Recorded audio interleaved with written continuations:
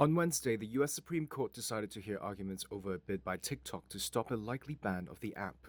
It and its China-based parent ByteDance are facing a law intended to force a sale of the popular platform, which boasts over 170 million American users. The Justice Department argues that as a Chinese company, TikTok poses, quote, a national security threat of immense depth and scale because of its access to vast troves of user data. Supreme Court justices will be hearing arguments on the matter on January 10th, with the ban looming a little over a week later on January 19th.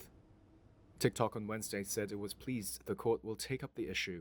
In their filing to the Supreme Court, TikTok and ByteDance said that, quote, if Americans duly informed of the alleged risks of COVID content manipulation choose to continue viewing content on TikTok with their eyes wide open, the First Amendment entrusts them with making that choice, free from the government's censorship.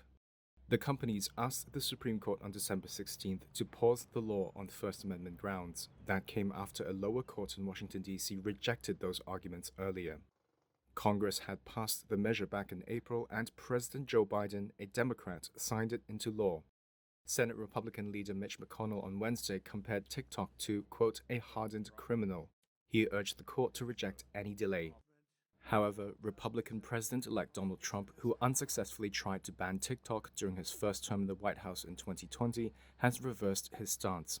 He promised while running for office he would try to save the app from a ban.